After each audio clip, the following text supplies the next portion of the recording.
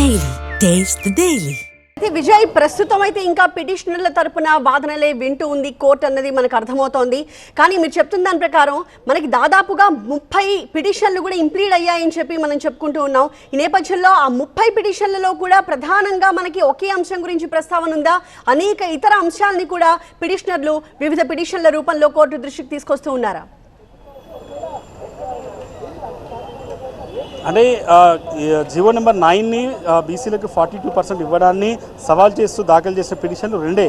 కానీ దీని మద్దతుగా జీవో నెంబర్ 9కి మద్దతుగా బీసీలకు మద్దతుగా జరిగినటువంటి ఏవైతే పిటిషన్ వేస్తారో అందరి ప్రేయర్ కూడా ఒకటే, ఈ జీవోని ఎట్టి పరిస్థితుల్లో కొట్టేయకూడదు, 42% రిజర్వేషన్ని కోర్టు ఆమోదించాలనేది మాత్రమే మిగతా వాళ్ళందరి ప్రేయర్. సో అందరూ కూడా తమ వాదన వినిపించే ప్రయత్నం చేసినప్పుడు కూడా అందరి ప్రేయర్ ఒకటే ఉంది కాబట్టి సో ఎవరైతే ఇంప్లీడ్ అయినటువంటి పిటిషన్ల వాదనలు వింటుందా కోర్టు లేదా చూడాలి.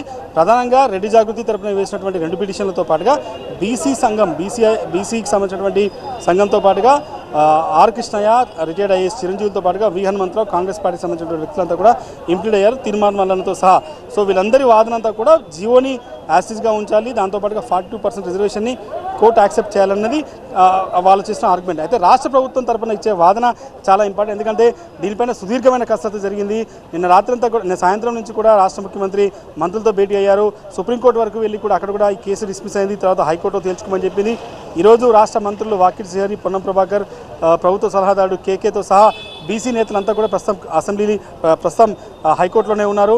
సో ప్రభుత్వం చేసే ఆర్గ్యుమెంటు వాళ్ళకి సంబంధించిన నిబద్ధత 42% బీసీలకు సంబంధించి వాళ్ళు చేసినటువంటి చట్టం ఏదైతే ఉందో దాన్ని ఎట్టి పరిస్థితుల్లో హైకోర్టులో పాస్ చేయించుకోవాలని ఆలోచనలో ఉన్నారు. కాబట్టి సో హైకోర్టులో బలమైన ఆర్గ్యుమెంట్ని రాష్ట్ర ప్రభుత్వం వినిపిస్తుంది. తాము ట్రిపుల్ టెస్ట్ పాస్ అయినట్టుగానే ప్రభుత్వం నుంచి ఆర్గ్యుమెంట్ ఉండే అవకాశం ఉంది, ఎందుకంటే డెడికేషన్ కమిషన్ ఏర్పాటు చేశారు. దాని ద్వారా వచ్చినటువంటి సర్వే ద్వారానే బీసీలకు సంబంధించినటువంటి పర్సంటేజ్ని గుర్తించి ఈ 42% ఇవ్వడం జరిగింది.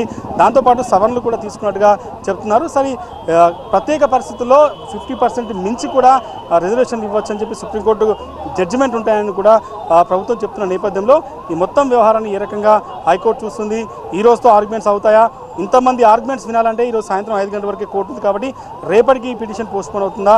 రేపు ఎన్నికల ఎస్ఈసీ రేపు నోటిఫికేషన్ ఇవ్వడానికి సిద్ధమవుతున్నటువంటి ఈ సమయంలో ఏం జరగబోతుంది? ఆర్గ్యుమెంట్స్ ఈరోజు కంక్లూడ్ అయ్యే ఆర్డర్ వస్తుందా, లేకుంటే రేపటికి పోస్ట్పోన్ అవుతుందా?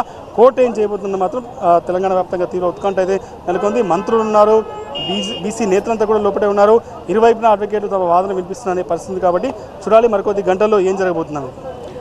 Right, thank you Vijay. So అది